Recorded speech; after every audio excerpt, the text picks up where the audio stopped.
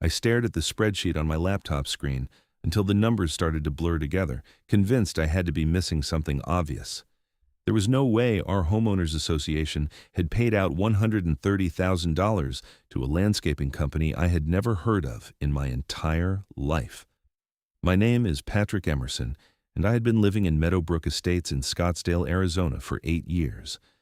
The development was nice enough, about 200 homes arranged in neat rows with palm trees lining the streets, and a community pool that actually got maintained.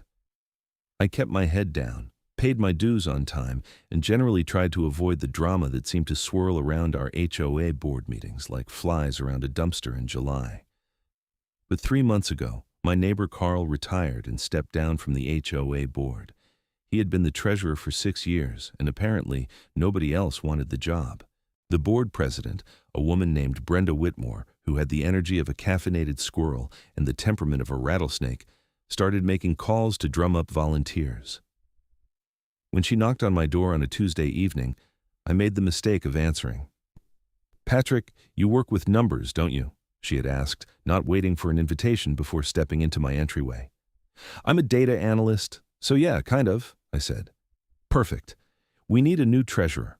The board meets once a month, maybe 2 hours of work reviewing the books. Easy peasy." I should have said no. I should have claimed I was too busy or allergic to paperwork or planning to move to Antarctica. Instead, I said yes because I was tired, and Brenda was standing in my living room showing no signs of leaving until she got what she wanted. The first 2 months were fine, boring even. I reviewed invoices, signed checks, made sure the money going out matched the services we were receiving. Pool maintenance, front gate repairs, insurance premiums, utilities for the common areas. Everything seemed normal. Then I decided to run a year-over-year comparison to see if we could find any areas to cut costs. That was when I noticed it. Green Valley Landscaping Services. They had been paid nearly monthly for the past 18 months, with payments ranging from $5,000 to $10,000 each time. The total came to $130,000, give or take a few hundred. I sat back in my chair and rubbed my eyes. Our regular landscaping company was Desert Bloom Landscaping, and they handled all the common areas, the entrance monuments, and the parkway between the two main sections of the development. I had approved their invoices myself. They charged us about $4,000 a month, which seemed reasonable for what they did. So what the hell was Green Valley doing that cost more than twice as much? I pulled up the invoices for Green Valley. They were all marked as special projects with vague descriptions. Irrigation repair and enhancement, seasonal planting and maintenance, drainage improvement work, nothing specific, no details about where the work had been done or what materials had been used. I grabbed my phone and pulled up Google. A search for Green Valley Landscaping Services Scottsdale turned up nothing. I tried Phoenix, then expanded to all of Arizona. Still nothing. No website, no reviews, no business listings, not even a Facebook page. My stomach started to knot up. I tried the Arizona Corporation Commission website to search for registered businesses. Nothing under that name with a Scottsdale address. I checked the State Contractor Licensing Board. No license on file. This was bad. This was really bad. I looked at the canceled checks in our online banking system. They had all been signed by the treasurer, which meant Carl had been signing off on these payments for over a year. The checks were made out to Green Valley Landscaping Services and had all been deposited and cashed. I needed to talk to Carl, but it was almost 10 at night. This would have to wait until morning. Sleep did not come easy that night. I kept running through possibilities in my head. Maybe Green Valley was a legitimate company that just had terrible marketing. Maybe they were a subsidiary of another company. Maybe there was a perfectly reasonable explanation, and I was worrying over nothing. But deep down, I knew better. $130,000 does not just vanish into thin air without someone noticing, unless someone does not want it to be noticed. The next morning, I walked over to Carl's house at 8:30, hoping he would be awake. Carl was in his 70s, a retired accountant who had moved to Arizona from Michigan with his wife 5 years ago. He answered the door in a bathrobe and slippers, holding a cup of coffee. "Patrick, hey, what brings you by so early?" he asked. "I need to ask you about something in the books," I said. "Can I come in for a minute?" His friendly expression faltered just slightly, but he stepped aside and let me in. We sat at his kitchen table, and I pulled up the spreadsheet on my phone. "Do you remember this company, Green Valley Landscaping Services?" I asked, showing him the list of payments. Carl squinted at the screen, then shook his head slowly. "Can't say I do. Let me see that again." I handed him my phone. He scrolled through the entries, his frown deepening. "I signed these checks?" he asked. "Your signature is on all of them," I confirmed. He was quiet for a long moment, staring at the screen. Then he looked up at me with watery blue eyes. "Patrick, I'm going to be honest with you. About a year into being treasurer, I started to struggle with the workload. My wife was having health issues, and I was distracted. Brenda offered to help prepare the checks for signing. She would put together the invoices and the checks, and I would review them and sign. I trusted her. She had been on the board for years. The knot in my stomach pulled tighter. So Brenda was preparing the checks for Green Valley. If those checks exist, then yes, she must have been, but I don't remember this company at all. He handed my phone back to me. "What are you going to do?" "I don't know yet," I admitted, "but I need to figure out who is behind this company and where that money went." Carl nodded slowly. "Be careful, Patrick. If there is something wrong here, and Brenda is involved, she's not going to take kindly to you poking around." I thanked Carl and headed home. He was right. Brenda Whitmore was not the kind of person who accepted criticism gracefully. She had been HOA president for 4 years, and before that she'd been on the board for another 3. She ran the association like her personal fiefdom, complete with arbitrary rules about mailbox colors and approved holiday decorations. But if she was embezzling money, I could not just let it slide. That was money that belonged to all the homeowners in the development, myself included. Money that was supposed to go toward maintaining our property values and common areas. I needed more information before I confronted anyone. I spent the rest of the morning digging into the banking records.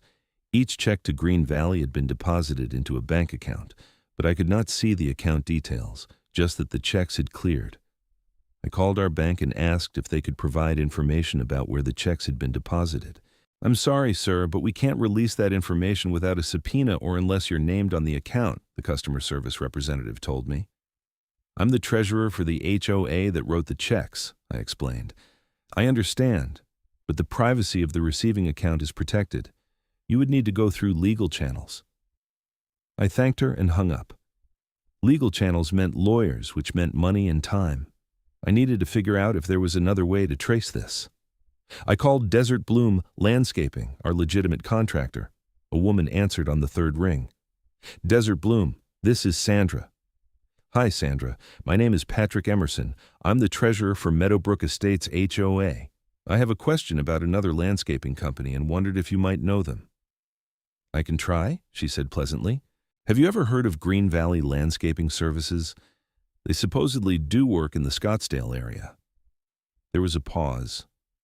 "Can't say I have. We've been in business here for 15 years, and I know most of the other companies in the valley." "What do they do?" "That's what I'm trying to figure out," I said. "Thanks for your time." I hung up and stared at my laptop screen. I was running out of easy options. I could bring this to the board, but Brenda controlled the board. The other members were Donna Chen, who taught 4th grade and generally went along with whatever Brenda suggested, and Frank Morrison, a retired firefighter who rarely spoke up at meetings. Then I remembered something. Every homeowner in the development received monthly financial statements in their email, or at least they were supposed to. I pulled up my email and searched for the statements from the past 18 months. I found them and opened each one, looking at the line items. Green Valley Landscaping did not appear anywhere. The statements showed Desert Bloom's charges, but the Green Valley payments were not listed at all. They had been left off the financial reports entirely. That was deliberate. That was fraud. My hands were shaking as I forwarded all the relevant bank statements and invoices to my personal email. I was not sure what my next move should be, but I wanted to make sure I had copies of everything before anyone realized I was looking into this. I decided to call Frank Morrison. He seemed like a straight shooter, and I did not think he would be involved in anything shady. He answered on the 2nd ring. "Frank, it's Patrick Emerson, the new treasurer." "Hey, Patrick, what's up?" I need to talk to you about something I found in the HOA books. Can I come by your place? Sure, I'm home all day. Come on over. Frank lived 3 streets over from me. His house had an American flag hanging from the porch and a well-maintained yard. He greeted me at the door and led me to his home office, a small room with plaques and photos from his firefighting career covering the walls. I explained what I had found, showing him the payments to Green Valley and the fact that they did not appear on any of the monthly statements to homeowners. Frank's expression grew darker as I talked. When I finished, he sat back in his chair and let out a long breath. "That's embezzlement," he said flatly. "No two ways about it." "I think so too," I said. "But I wanted to get your take before I do anything. You've been on the board longer than me." "I've been on the board for 2 years, and I'll tell you, Brenda runs everything. I raised concerns about transparency once, and she shot me down so hard I didn't bother trying again. Donna just goes along with whatever Brenda wants." He leaned forward. "If Brenda is stealing from the HOA, we need to report this. Not to the board, to the police." "Are you sure?" I asked. "What if I'm wrong? What if there's an explanation?" "Then the police will figure that out. But Patrick, you've done your homework. There is no company, no license, no online presence. The payments aren't on the financial statements. Carl says he doesn't remember approving them. This is textbook fraud." Frank pulled out his phone. "I'm calling the non-emergency line right now."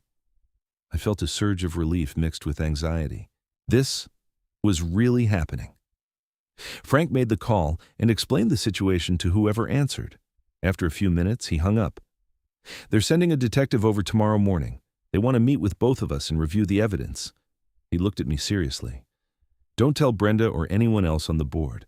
If she gets wind of this before the police can investigate, she might destroy evidence." I nodded. "What do we tell Donna?" "Nothing yet. Once the police are involved, they'll handle it." I left Frank's house feeling like I had just jumped off a cliff. There was no going back now. Either I was right and Brenda was going to jail, or I was wrong and I had just torpedoed my reputation in the community.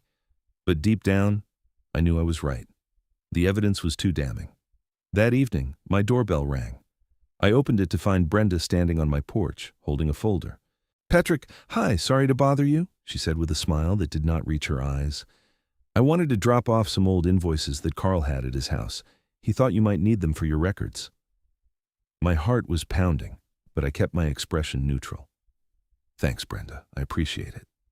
She handed me the folder, but did not leave. "Carl mentioned you stopped by this morning asking about some old payments." Damn it, Carl. He must have called her. "Yeah, I'm just doing some reconciliation work, making sure everything lines up," I said casually. "Part of the job." "Of course," she said. "If you have any questions about past payments or vendors, feel free to ask me. I've been involved with the finances on and off over the years, so I might be able to help." "Will do," I said. "Thanks for stopping by." She finally left and I closed the door, my pulse racing. She knew I was looking into something. The folder she had given me contained invoices from 2 years ago, nothing related to Green Valley. This was a fishing expedition, her way of trying to figure out how much I knew. I texted Frank immediately. "Brenda just came by my house asking about old payments. She knows something is up." He replied within seconds. "Don't engage with her. Detective is coming at 9 a.m. tomorrow. We'll handle it then." I barely slept that night. Every sound made me jump, convinced that Brenda was going to show up at my door again or that something worse was going to happen. But the night passed quietly, and at 8:45 the next morning, I walked over to Frank's house. The detective arrived right at 9. Her name was Detective Lisa Ramirez, and she was with the Scottsdale Police Department's Financial Crimes Unit. She was in her 40s, dressed in slacks and a blazer, with sharp eyes that took in everything. We sat in Frank's living room, and I walked her through everything I had found. I showed her the bank statements, the invoices, the checks, the search results showing no business under that name. Frank corroborated my story and explained Brenda's control over the board finances.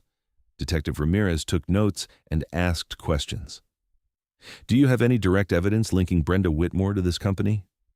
"No," I admitted, "but she was the one preparing the checks for Carl to sign, according to him. And she's the president, so she has access to everything." "I'll need to speak with Carl," she said, "and I'll need copies of all these financial records. Can you provide those?" "Absolutely," I said. She looked between Frank and me. "I want to be clear with both of you. This is now an active investigation. You cannot discuss this with anyone, especially not with Ms. Whitmore or anyone else on the board. If she is involved, we don't want to tip her off before we can gather more evidence. Understood?" We both agreed. Detective Ramirez left with a thumb drive full of financial records and a promise to follow up within a few days. The waiting was torture. I had to act normal around the neighborhood, smile and wave at people, all while knowing that a criminal investigation was underway. I avoided Brenda completely, which was not hard since I had no reason to see her outside of board meetings. 3 days later, Detective Ramirez called me. "Mr. Emerson, we've made progress on the investigation. Can you meet me at the station this afternoon?" I drove to the Scottsdale Police Department on Hayden Road, my stomach in knots. Detective Ramirez met me in the lobby and led me to a small conference room. "We traced the bank account where the checks were deposited," she said without preamble. "It belongs to a shell company set up by Brenda Whitmore's brother-in-law, Gregory Whitmore. He has a history of financial fraud, did some time about 10 years ago for a similar scheme." "Her brother-in-law," I said. Brenda's husband's brother. We pulled phone records and found multiple calls between Brenda and Gregory around the time each check was issued. We also found that Gregory was withdrawing cash from the account regularly and that Brenda made several large purchases over the past year and a half that line up with the timing of the payments. "So she was definitely behind it," I said. "Without question. We have enough evidence to make an arrest. We're going to pick her up tomorrow morning. I wanted to let you know because this is going to cause a stir in your community. We'll also be arresting Gregory Whitmore." "What happens to the money?" I asked. "That's part of the legal process. We'll work to recover what we can, but some of it has already been spent. The HOA will likely need to pursue a civil case to recover damages." She handed me a card. "The district attorney's office may need you to testify if this goes to trial. Keep this number handy." I left the police station in a daze. It was real. Brenda had stolen $130,000 from our HOA, and she was about to be arrested for it. The next morning, I was working from home when I heard sirens in the neighborhood. I looked out my window and saw 2 police cars parked in front of Brenda's house, 4 doors down from mine. A small crowd of neighbors had gathered on the sidewalk, watching as officers led Brenda out of her house in handcuffs. She was screaming, "This is a mistake! I haven't done anything wrong! This is harassment!" Her husband stood in the doorway looking shell-shocked. The officers put her in the back of a patrol car and drove away. The crowd dispersed slowly, everyone talking in hushed tones. My phone started ringing immediately. First, it was Donna Chen. "Patrick, what is happening? Did you see them arrest Brenda?" "I saw," I said carefully. "I don't know all the details yet." "The police called me an hour ago. They said there's been fraud in the HOA accounts.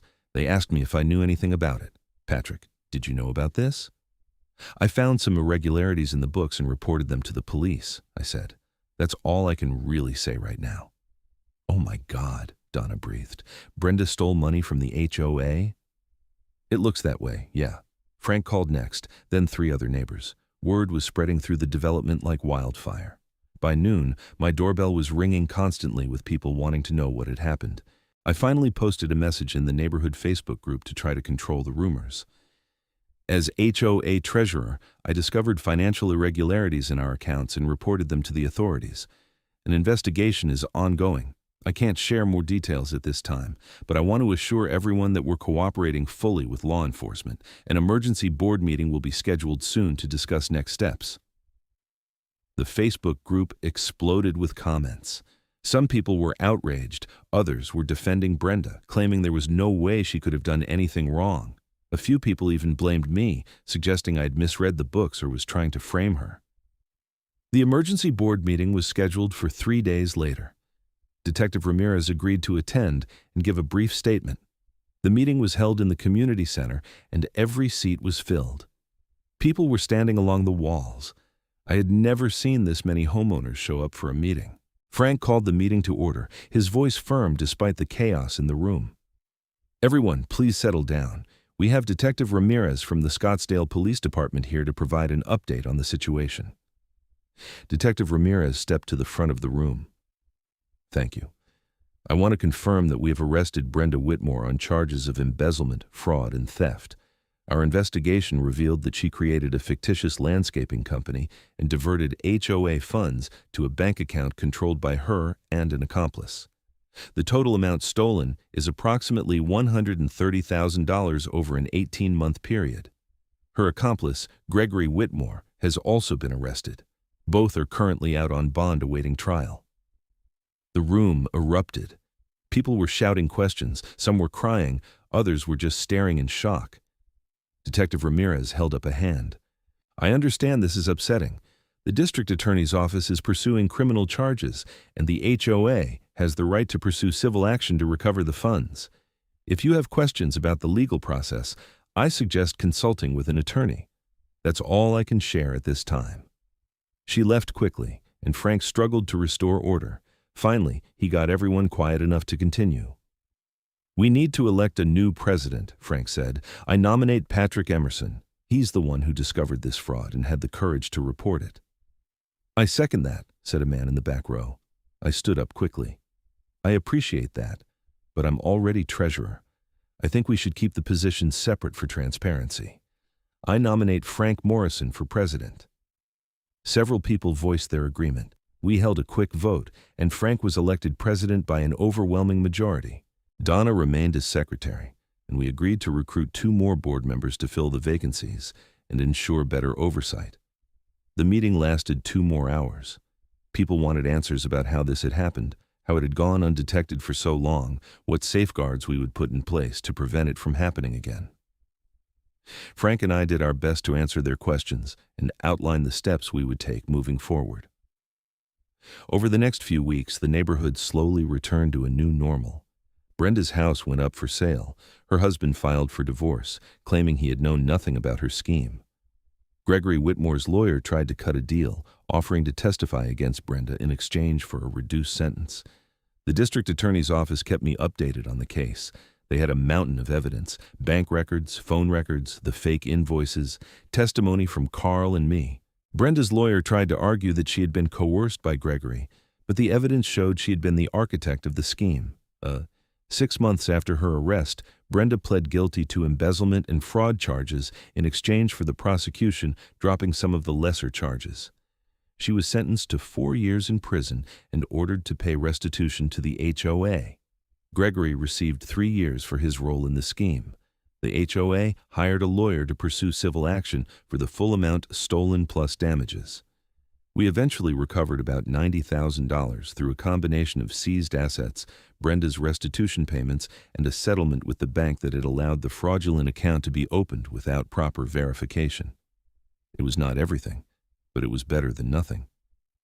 I remained treasurer for another year, working with Frank to completely overhaul our financial processes. We implemented a system where every check required 2 signatures from different board members. All invoices had to be submitted to the full board for approval before payment. We hired an independent accountant to audit our books quarterly, and we started sending detailed monthly financial reports to every homeowner with full transparency about where every dollar was going. The experience changed me. I had always been someone who avoided conflict, who kept my head down and minded my own business. But standing up to Brenda, refusing to look the other way when I found evidence of fraud, that taught me something important. Sometimes you have to speak up, even when it's uncomfortable, even when it's scary, because it's the right thing to do. Carl stopped by my house one evening about a year after everything had gone down. He looked older somehow, more tired.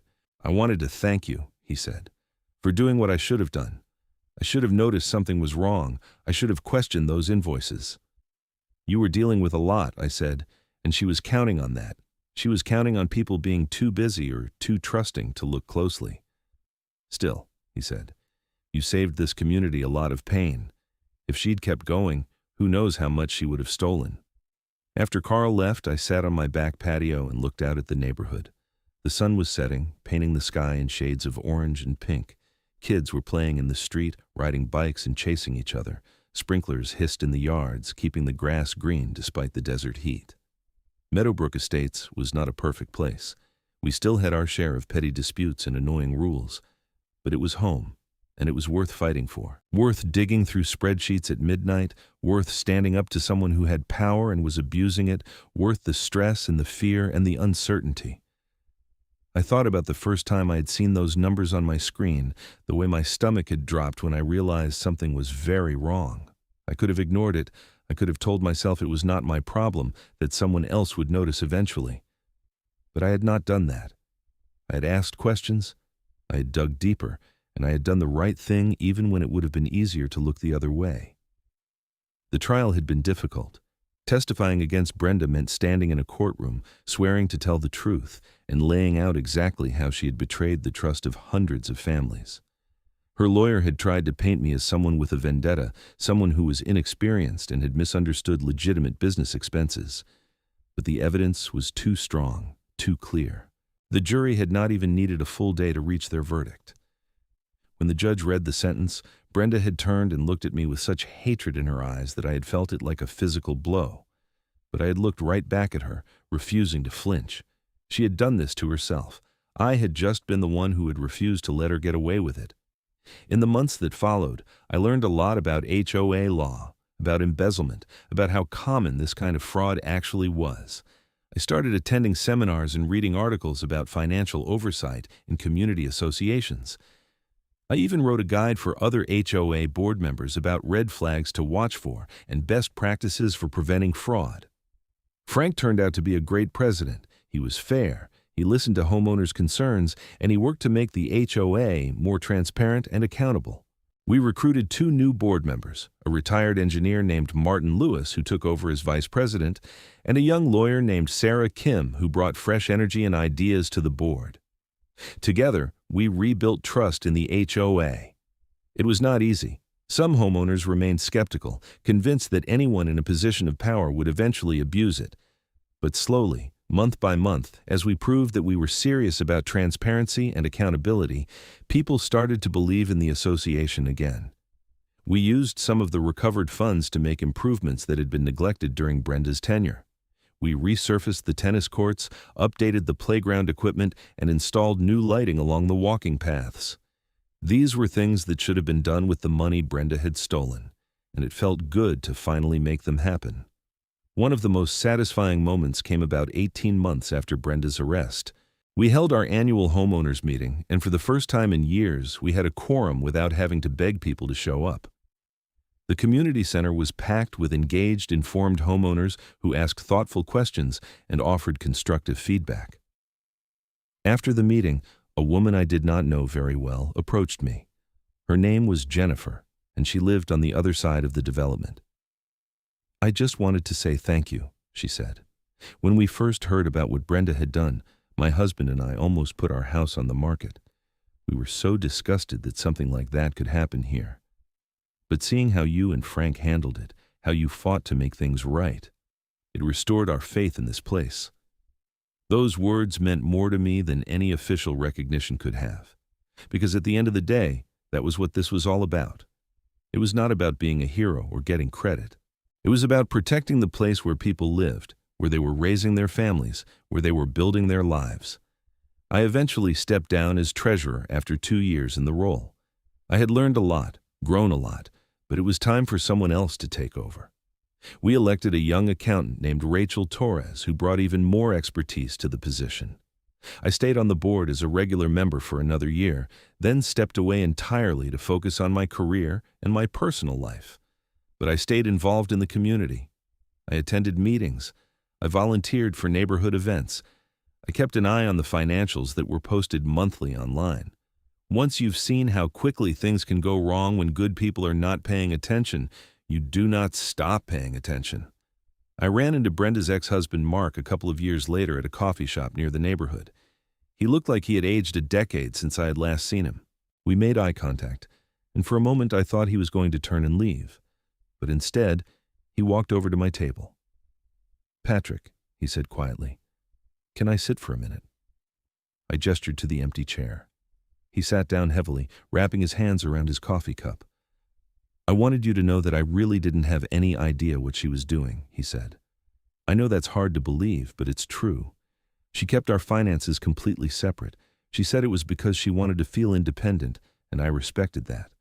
I never looked at the HOA accounts, never asked questions. I trusted her completely.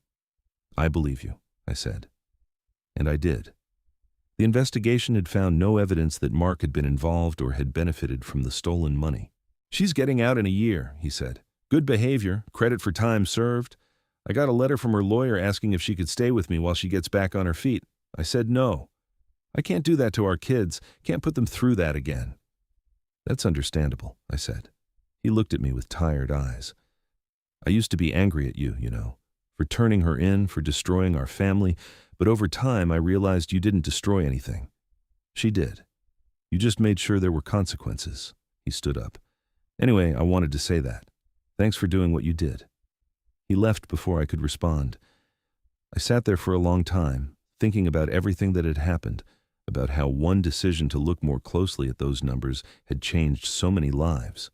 The truth was, I had not done anything extraordinary. I had just done what was right. I had seen something wrong, and I had reported it. But in a world where it's often easier to look the other way, where people are afraid to make waves or rock the boat, maybe that was extraordinary after all.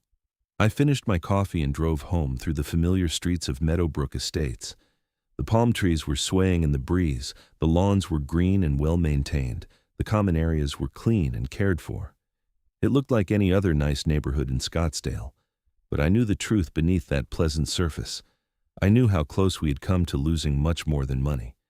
We had almost lost trust, community, the sense that we were all in this together, and we had only gotten those things back because people had been willing to stand up and fight for them.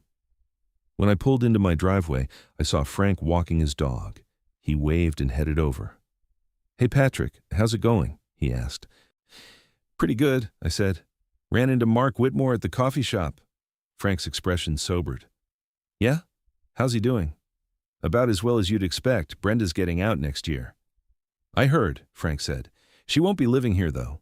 The HOA has a felony exclusion clause in the CC and RS. She can't return as a resident." "That's probably for the best," I said. We stood there for a moment in comfortable silence. Frank's dog, a golden retriever named Buddy, sniffed around my front yard. "You know what I think about sometimes?" Frank said. "What would have happened if you hadn't looked into those payments, if you had just rubber-stamped everything like she expected?" "She would have kept going," I said. "Probably would have gotten more bold, taken even more money." "Exactly. And by the time someone finally noticed, it might have been too late to recover anything. The HOA might have gone bankrupt. People could have lost their homes." He shook his head. "One person paying attention made all the difference." After Frank continued his walk, I went inside and poured myself a glass of water.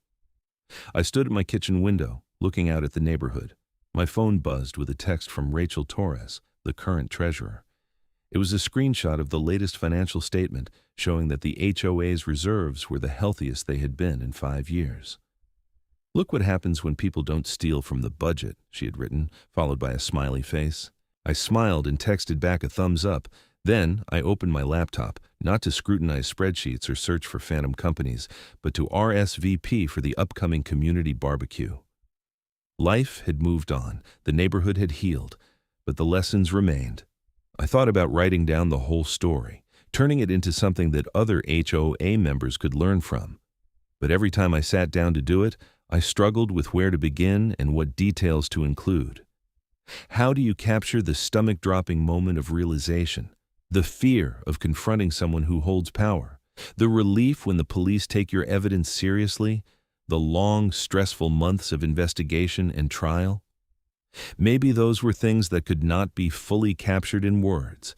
Maybe you had to live through them to truly understand. What I could say, what I would want anyone reading this to know, was simple. Trust your instincts. If something does not look right, if numbers do not add up, if someone is being evasive or defensive when you ask reasonable questions, do not let it go. Dig deeper. Ask more questions. Demand transparency. Because the alternative is letting people like Brenda Whitmore get away with it. And when they get away with it once, they always do it again. They get bolder, greedier, more confident that they're untouchable. I had stopped her. Frank had helped me. The police had done their job, the justice system had worked the way it was supposed to, and Meadowbrook Estates was better for it. But I also knew that somewhere out there, in another HOA, another community association, another homeowners group, someone like Brenda was probably doing the exact same thing right now. Creating fake companies, siphoning off funds, counting on people being too busy or too trusting to notice. And somewhere else, I hoped, someone like me was looking at a spreadsheet late at night and noticing that something did not add up. I hoped that person would have the courage to keep digging, to ask uncomfortable questions, to refuse to accept easy answers. Because that is what it takes, not a hero, not someone special, just someone who cares enough to pay attention and is willing to do the right thing even when it's hard. 3 years after everything went down, I attended a regional HOA conference in Phoenix. I was not on the board anymore, but I was still interested in community association issues, and Rachel had asked me to come with her since she was presenting on financial oversight. During the lunch break, a man approached me. He was in his 50s, wearing a polo shirt with a name tag that read, David Santos, Treasurer, Sunset Ridge HOA. "Excuse me," he said, "are you Patrick Emerson from Meadowbrook Estates?" "That's me," I said, shaking his hand. "I heard you speak on a panel last year about detecting HOA fraud. Your story really stuck with me. I went back to my community and did a deep audit of our books." He paused. "I found something similar. Not as much money, but the same kind of scheme. Fake vendor, regular payments, nothing showing up in the reports to homeowners." "What did you do?" I asked. "Same thing you did. Reported it to the police. Our vice president was behind it. She's awaiting trial now." He looked at me seriously. "I wanted to thank you. If I hadn't heard your story, if you hadn't talked about what to look for, I might have missed it. I might have just assumed everything was fine because it had been that way for years." We talked for a while longer, comparing notes about our experiences. Before he left, he said something that stuck with me. "You started something, you know? People are paying attention now. They're not just assuming their board members are honest, they're verifying, and that's saving communities all over the place." After the conference, I drove home thinking about David's words. I had not set out to start a movement or change the culture of HOA governance. I had just tried to do the right thing in my own little corner of the world. But maybe that was how change happened. One person at a time, one community at a time, people deciding that they were not going to accept fraud and corruption as the price of doing business. That evening, I went for a walk around Meadowbrook Estates. The sun was setting, and the temperature was finally dropping to something bearable. I walked past Brenda's old house, which now belonged to a young family with 3 kids. Their bicycles were scattered on the front lawn, and I could hear laughter coming from the backyard. I walked past Carl's house. He and his wife had moved to a retirement community in Sun City 6 months ago, but we still talked occasionally. He always asked about the HOA, about whether things were running smoothly. I think he still felt guilty about not catching Brenda's scheme himself, even though I had told him 100 times that it was not his fault. I walked past Frank's house. He was on his front porch, reading a book. He looked up and waved. "Out for a walk," he called. "Yeah, beautiful evening," I said, walking over. "How's retirement from the board treating you?" He had stepped down as president 6 months ago after 3 years of service.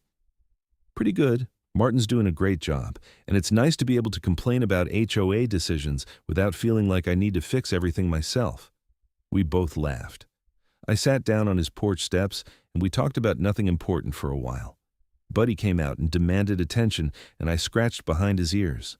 "You ever regret getting involved?" Frank asked eventually. "Turning Brenda in, going through all that stress?" I thought about it for a long moment. "No," I said finally. "It was hard, and there were times I wished I could go back to just keeping my head down and minding my own business, but I did the right thing. We did the right thing. And look at where we are now. The HOA is in great shape. People trust the board again. The community is thriving. That's worth some temporary stress." Frank nodded. "Agreed. And you know what's funny? I never thought I'd be the kind of person to stand up to someone like Brenda.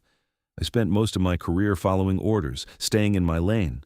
But working with you on that, seeing how important it was to speak up, that changed something in me." "Yeah," I said. "Me too."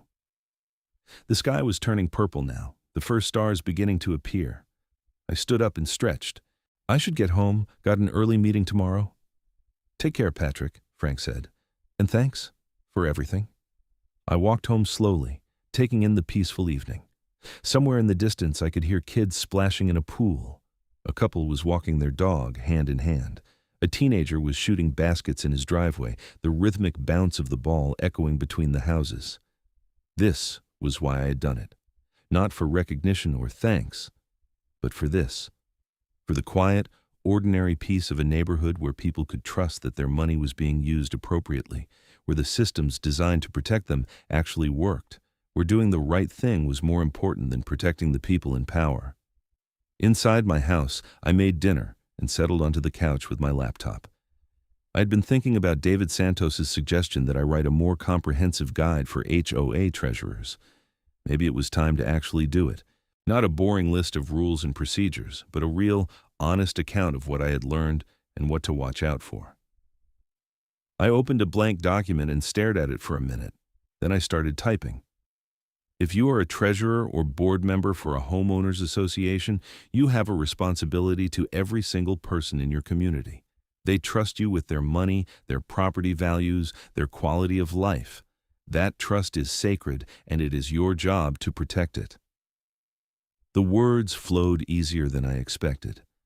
I wrote about red flags and warning signs, about the importance of having multiple people review financial documents, about never assuming that someone is trustworthy just because they have been in a position for a long time.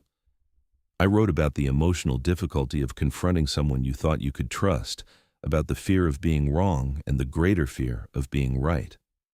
I wrote until midnight, until my eyes were tired and my fingers were cramping.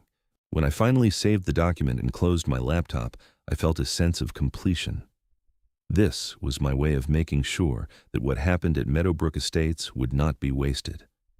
Other people could learn from it, could avoid making the same mistakes we had made. The next morning, I sent the draft to Rachel and Frank, asking for their feedback. They both responded enthusiastically, offering suggestions and additions. Over the next few weeks, we refined it together, turning it into something we could share with other HOAs. We posted it on a website for community association management, and the response was overwhelming. Within a month, thousands of people had downloaded it. I started getting emails from treasurers and board members all over the country, thanking me for writing it, telling me about problems they had discovered in their own communities after reading my guide. Some of the stories were heartbreaking. An HOA in Florida where the management company had been skimming money for 5 years. A condo association in Colorado where the board president had taken out loans in the association's name and pocketed the money. A neighborhood in Texas where the treasurer had been falsifying financial statements to hide his gambling addiction. But some of the stories were hopeful. People catching fraud early before too much money was lost. Communities implementing better oversight systems. Board members standing up to corruption and abuse of power. Each email reminded me why this mattered. It was not just about money, though. That was important. It was about justice, about accountability, about the fundamental idea that people in positions of trust should honor that trust. 4 years after I had first discovered those mysterious payments to Green Valley Landscaping, I was invited to speak at a national conference for community association managers in Las Vegas. It was a big deal, apparently.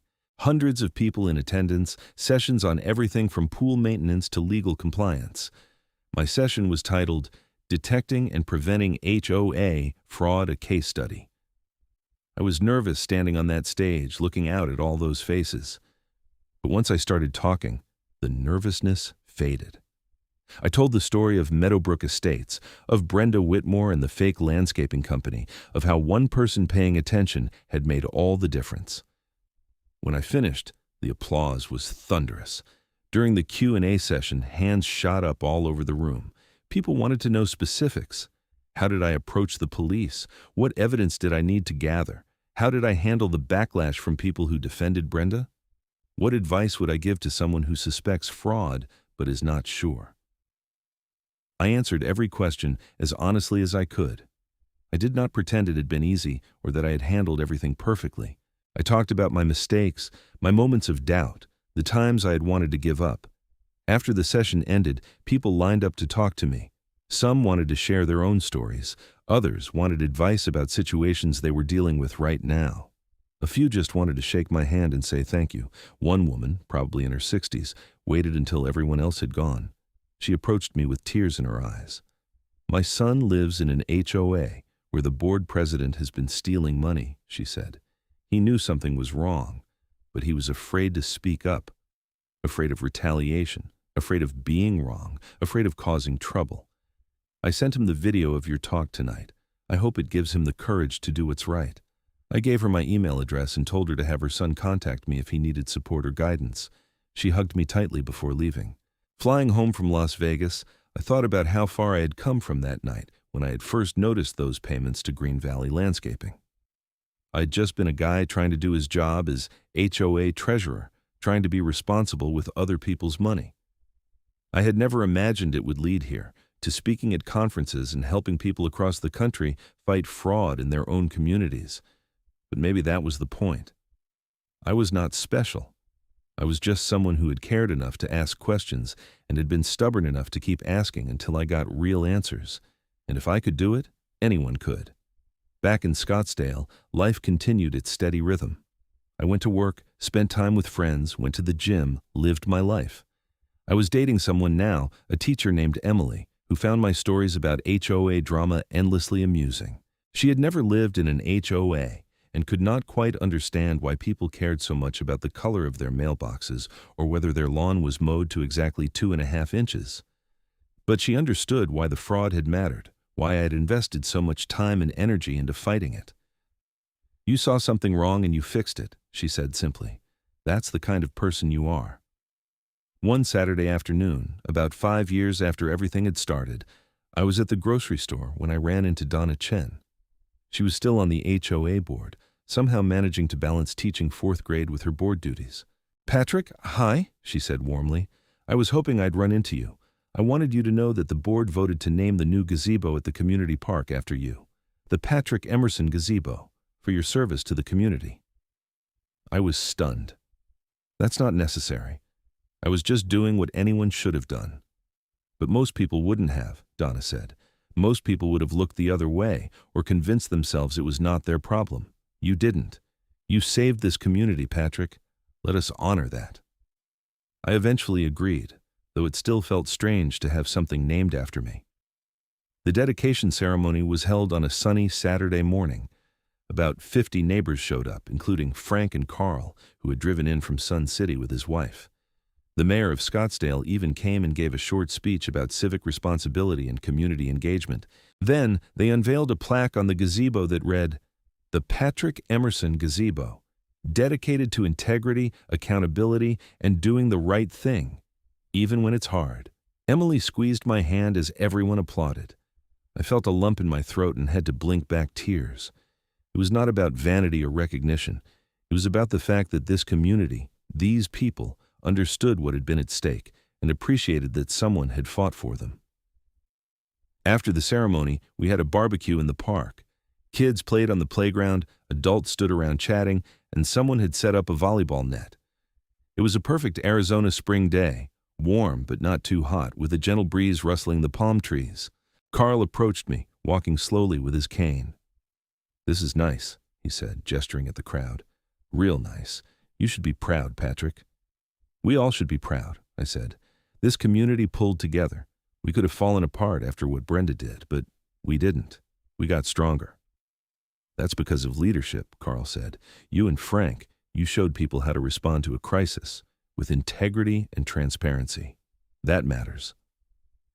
As the sun began to set and people started packing up their things, I found myself standing by the gazebo, looking at the plaque. 5 years ago, I had been someone who just wanted to keep his head down and avoid drama. Now, I was someone with a gazebo named after him, someone who gave talks at national conferences, someone who had made a real difference in his community. Life was strange that way. You never knew when a routine task like reviewing the HOA budget was going to turn into something that would define who you were and what you stood for. But I was glad it had happened. Glad I had noticed those payments, glad I had asked questions, glad I had refused to let it go. Because in the end, that was what mattered. Not whether it was easy or convenient or comfortable, but whether it was right. I took one last look at the plaque, then turned and walked toward where Emily was waiting by the car. The evening air was cool and pleasant, and somewhere in the neighborhood someone was playing music. It was the sound of a community at peace, and I had helped make that possible. That was enough. That was everything.